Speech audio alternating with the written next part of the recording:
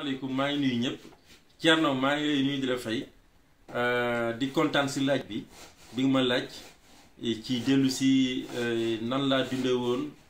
la journée du 28 décembre 2007 tolloog bis bi nga xam ne suñu sang ba suñu sëriñ ba suñu yaakaar ja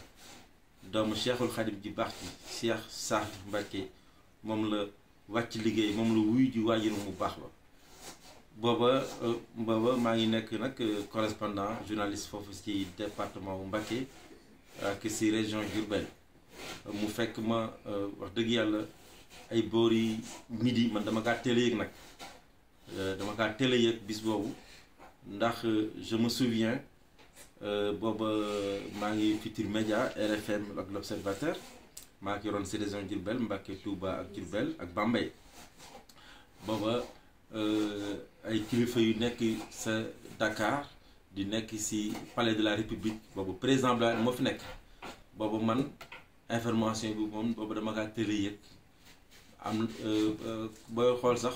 commandant gendarmerie yi nekk ci Mbacké ak ci Touba ak commissaire de police yi maa leen ko télé ñu bëri sax man maa leen ko wax bi sëriñ bi wàcce liggéey damay ak kilifa gu nekk Dakar moom mu ay boori midi boobu maa ngi sama kër toog di waxtaan nii après sama téléphone sonné mu jëlee mënuma foo nekk ni ma ne ko maa ngi nii kaa Mbacké sama kër mënuma mbaa nit ceegalu ma ne ko déedéet mënuma sori bu baax ndax li ma lay wax lu kéemaane la ma daal di jóg génn sama téléphone sori mënuma sëriñ bi wàcc na liggéey si fajar kenn jëndigu ko nag waaye kenn yëgu ko information bi daal mooy loolu yaa xam noo koy gérer nag léegi nag bi ma sama directeur général bu waxee na ma information bi nga waxee am nañu koy gérer bëgguma jaar su tur yi pour des raisons intimes quoi moom loolu la mu wax après nag bi mu waxee loolu ma daati tiit nag parce que lu toll ni làqu sëriñ bi ku koy dégg nga bokk si ñi ko njëkk a dégg loolu daan la tiital ma tiitee nag ma daati jóg taal sama oto daal ne il faut ma def recoupement bi ñoo ko mën a am rek mooy soit ma dem si préfet wala ma dem si gouverneur wala ma dem si commandant gendarmerie bu Touba si noonu laa jëlee sama oto daal di daw génn dem commandant gendarmerie bu Touba booba commandant Diallo sama xarit moo nami maa ngi koy ñaanal mu gën fay yàgg gën a wér j'ai beaucoup collaboré avec lui ma dem fekk ko bureau ma egsi rek si buntu bi laa fekk ma rek ma mon frère viens Pape Cheikh ma dugg jàll si bureau ñu toog ma ne ko man de commandant tey moom li ma dikk moom dafa kéemaane parce que je viens d'apprendre daal une très mauvaise nouvelle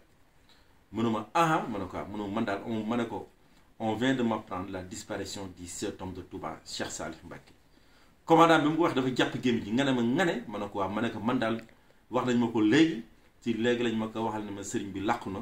waaye nag jenc guñ ko jébbaluwuñ ko borom commandant bi mu wax rek dafa jàpp gémmiñ ji daat ne ma toogal ma toog mu tëj buntu bureau fermé ko daal taal lampe bureau bi daal di jël téléphone daal di woo le commandant régional du groupement de la gendarmerie c'est-à-dire qui commande légion gendarmerie daal koy woo bi mu ko woowee kooku tamit nekk yëgagul information après kooku daanaka maa ngi lay rappelé léegi man mënuma nañ toog tuuti mu toog téléphone am sonewaat kooku nekk woote na état-major général bu Dakar kooku daal koy confirmer ne exactement sëriñ bi làqu na ba nañ préparé ñoo ngi envoyé des convois de la légion de la gendarmerie nationale ak région Diourbel pour que guddi gi bu ñu koy jenc pour mu am sécurité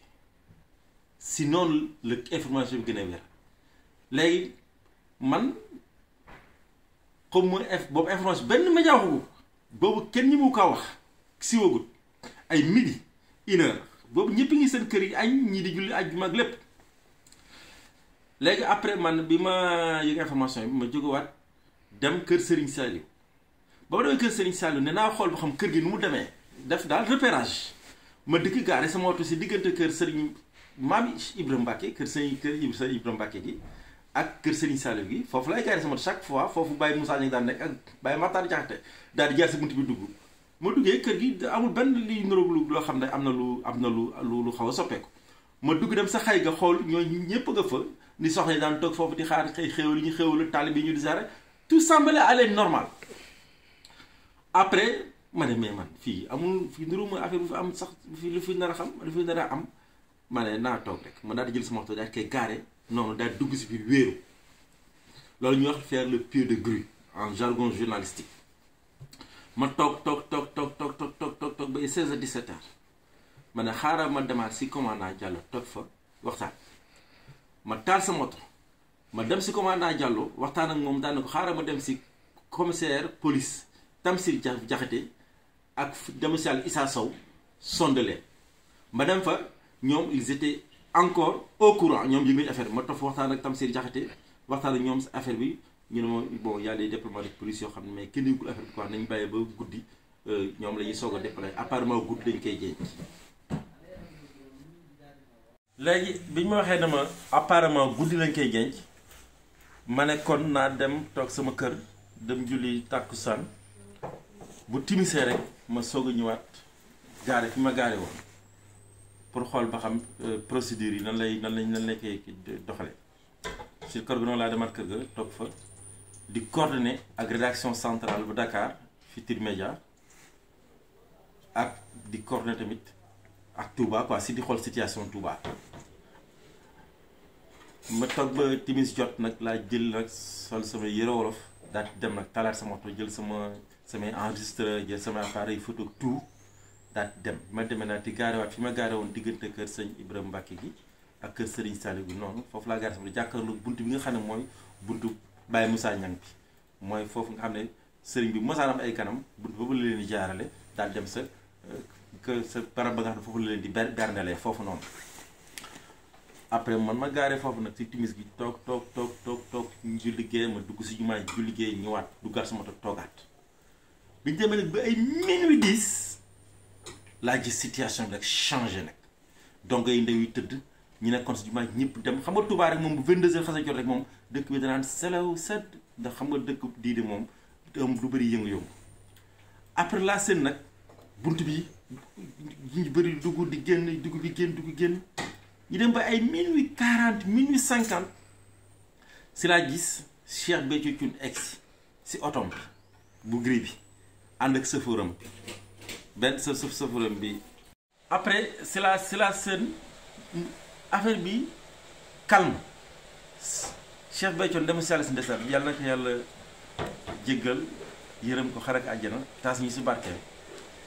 mu bi mu egsee wàccul de dafa dikk rek gaare si bunt bi chauffeur bi gaare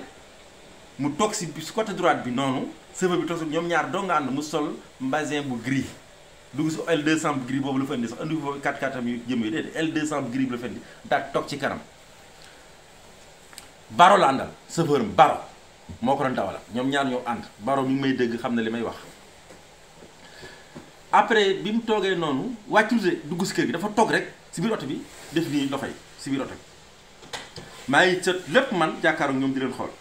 ñu des tuuti ma seen ay sëñ ñoom sëñ Abdou Samad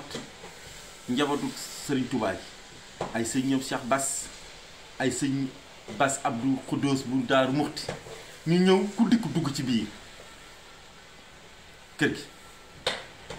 busu yi ki ñu dugg si biir ma ne fii kon lii lu wér la te sëriñ bi li ñuy wax sëriñ bi moom nekkatu fi ma toog rek ma toogee ba si yàgg am ñu ñëw bu ñu ñëwee au lieu ñu dugg même foofu Cheikh Béthio taxoon dañoo toog foofu si bunt bi noonu daat yi sukk suuf si noonu lu mat ay une dizaine de personnes 12 personnes ñu dem bay 1h15 1h20 am ku génne si biir kër sëriñ bi biir kër sëriñ Sall jaar si buntu ba daan ne am na ndigal si sëñ Cheikh nee nañ dem sa penku jumaa ja néggunu ko taxaw foofu sa penku bi ko xaar si noonu laa génne sama oto mbooloo mi daal di jóg nànk dox jëm sa biir jumaa ja si noonu la mbooloo mi jógee dox nànk dem jumaa ja bi ñu jógee jumaa ja booba jamono ju booy xool sax booba dafa tàndarma yi nekk booba melut ni mu mel sa penk foofu ñu jeeñ sëriñ bi suuf moo fa nekkoon ay tàndarma nekk fa bi ñu duggee ñun si jumaa ji ñoo ngi mat ay pool ay 25 26 personnes bi ñu duggee rek dañu dem làqu yu nele sa kaw sa côté ba dee nag fañ denc Cheikh Mamadou Moustapha sëñ Mbacke Madina sëñ Cheikh Mbacke Gaynde Fatma sëñ Aliou fi leen denc noonu foofu la mbooloo mi sës toog fa maa dañoo bëgg booba soupçon ñuy wër Touba gis ne fii kat am na dafa xew si guddi bi biñ gee rek ubbi ñu sax yeneen buntu jumaa yi buntu ba jàkkaaroo daaree kaamil ñun fa lañ jaaree dugg foofu dong lañ ubbi te ku ubbi dañuy tëjaat ku dugg daal di dugg ñoo daal ci toog ñu def ku daal ci toog kenn du wax mbooloo mi ne selew ñu toog tuuti si lañ toog ba si yàgg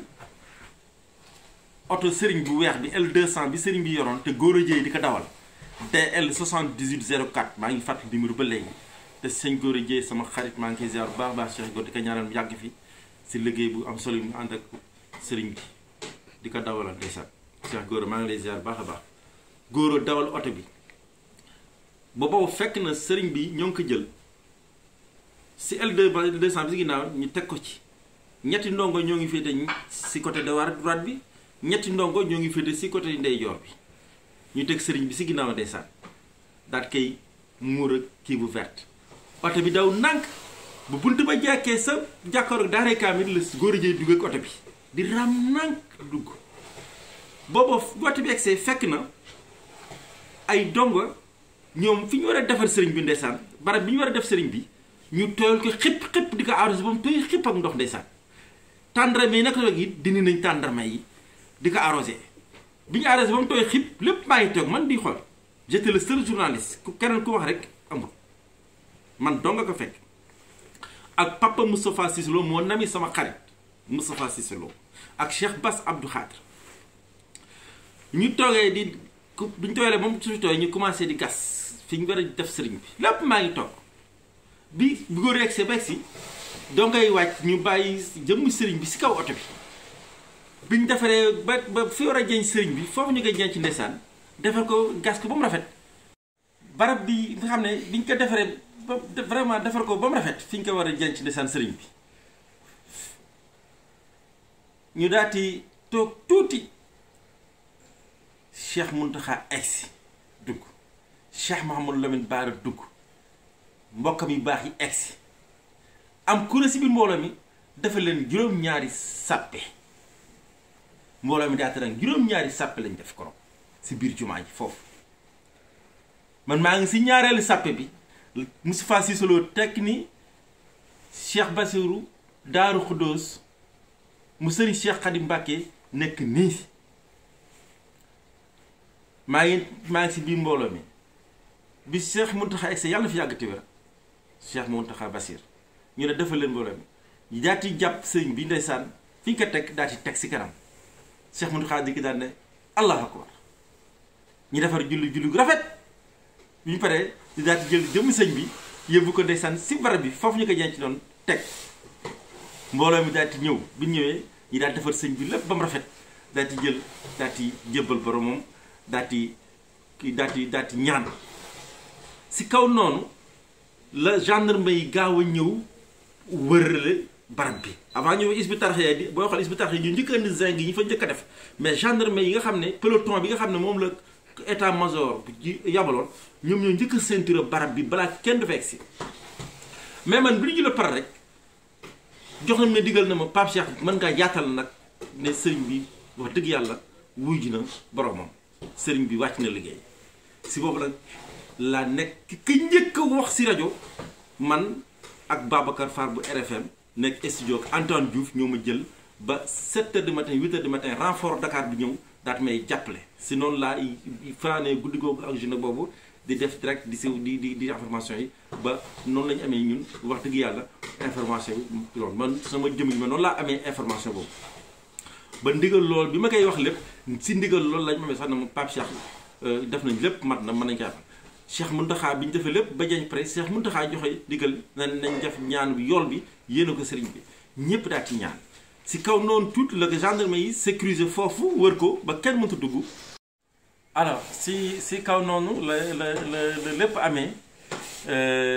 ma lépp daal booy xool 2h15 2h20 wax dëgg yàlla defar nañ sëñ bi ba mu jekk jëbal ko boromam.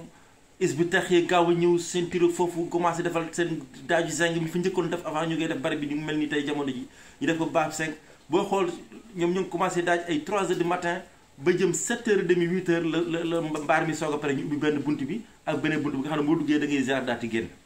noonu la mbir mu demee man nag si noonu laa nekkee si biir jumaa ji foofu président Abdoulaye Wade fekkewul jenc bi fekkewul si dara daf kaa tardé parce que Wade bi muy egg si Touba woon maa ngi xool sama montre il faisait 4h05 4h05 boobu fekk nañu def la balaa bi mu egg si mi ànd booba le premier ministre Hadjibou Soumaré ak maître Madické Niang Samuel Sarr ñooñu la Abdoulaye Wade àndoon Abdoulaye Wade bëggoon na fekkee jenc bi information bi am sax mooy bëggoon na ko fekkee mais apparemment yàlla moo dogal fekkewu ko ak yeneen circonstances yoo xam ne jërul mu si egg fekkewul jenc bi mu dikkee jubuwul egg président Wade demul directement si xabru bi dafa wegsee Touba dafa gaare si kër Serigne Saliou bi mu daan gaare bu daan gérer Serigne bi dugg si kër bi fekk fa Serigne Saliou ziare ko def ay 10 minutes daal di génn ak maître Madické Niang ak Hadjibou Soumaré dugg si biir jumaa ji dem si barab bi sukk ziare barabu sëñ bi ñu koy Serigne bi daati génn bu mu génnaatee duggul si otom de Abdoulaye Wade si oto Hadjibou Soumaré la dugg daati génn wër jumaa ji jël peeru génn ñibbiwaat Dakar si guddi gi c'est comme ça que ça s'est passé Madické Niang Wade man maa dem ba si Wade ba ko wax la Wade mënta wax mel ne kiy jooy Abdoulaye Wade waxut ba léegi Madické Niang moo xaw a wax bi mu xaw a wax man maa ko intéressé mu xaw a wax daati ziar sëñ bi ñaanal ko xol bi tooy ma jël ko direct mu daati wax Samuel Sarr aussi xaw na wax Hadjibou Soumaré waxut ma Abdoulaye Wade waxut noonu la mbir mi demee président Wade fekk wut Wade noonu ma ko waxee ba léegi waxut deful déclaration deful dara si làqu sëriñ bi lii nag maa ngi sant waa site Sénégal ñoom ma woon rek dama comme man fekkoon na bis bi ma dundoon ko nekkoon vraiment yàlla xéewale ma fekke woon bis bi nu mu demee ñu ne mu ne ma nag ñu ne ma il faut nga indi ci témoignage pour la postérité pour yi nga xam ne fekkuñu ko dunduñu ko woon ñu xam bis bi nii la demee bis bi lu la si nit wax loolu leneen nii la bis bi demee man maa fekke Cheikh Abdou Lahad Mbacké dane maane ak Danneme bokkuñu man kenn waxuma Danneme man maane man maa gis maa dégg man maa fekk kenn nettalu ma li may nettali maa ko dund maa ko fekk di ñaanal Cheikh Salif Mbacké yàlla fayal ñu ko yàlla taas ñu si barkeem ak njabootu Cheikhul Khadim képp gi jiitu gi di ñaanal Cheikh Mountakha Bassirou Mbacké xalif général des Mourides bu yàgg fi te wér li mu bëggal liggéeyal maamam bu baax ji ak waajuram bu baax ma mu egg la ko matale ko yàlla ruus ñu si bàyyi kaw ñun ba sa kanam kanam Mbacké Bada Aïssa am nga njariñ lool Mbacké